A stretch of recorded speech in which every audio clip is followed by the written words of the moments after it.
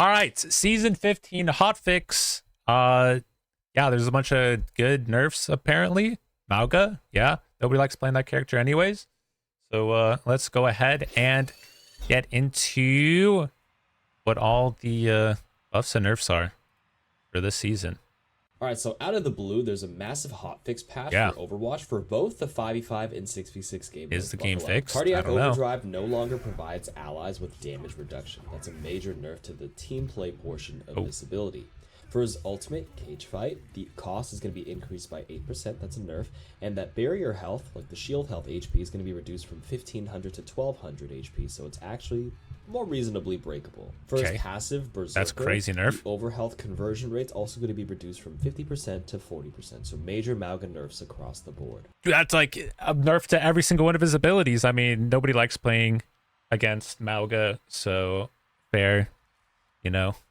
For Roadhog, his Take a Breather max healing is going to be increased from Hog buffs to 450, so a small buff there. And his Whole Hog ultimate cost is going to be reduced by 12%, so it builds a little quicker. For Winston, his Primal Rage ult cost is going to be increased by 10%. Winston nerfs why? And for Zarya's energy power... Oh, in what world do they see Winston and they're like, yeah, man, let's give him some nerfs. He was having a little too much value with Primal. Like, dude, that makes no sense, man.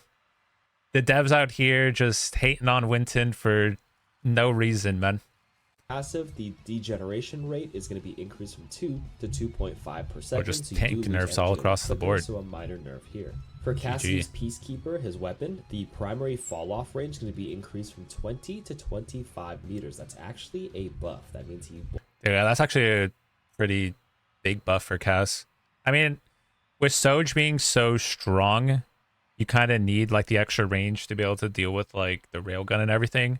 So I could see them needing to like buff Cass a little bit to be on par with that, or they just nerf Soj back down to normal levels, right? With all the perks. Won't lose the damage until enemies are further away. And his secondary fire damage for the Fan the Hammer is going to be increased from 45 to 50, which means it plays pretty well into the Fan the Hammer perk. Echo buffs are here. 75 of her HP is going to be replaced with blue shield health, which self-regenerates a lot quicker than normal and is probably here to reduce the necessity of having a hard healing pocket at all times. For Sojourn, her powers... Okay, they did do that with Pharah too. So I could see them like having... They just want to do shields on like the flying characters. So yeah, you don't need the Mercy Pocket, and it gives like your healers a chance to not be staring at you in the sky the whole time. So I think that's fine. But it could be pretty big buff for Echo, because Echo is already pretty strong, and then now you can just like take some damage, hide, go back in, but probably makes the playstyle a little bit more fluid.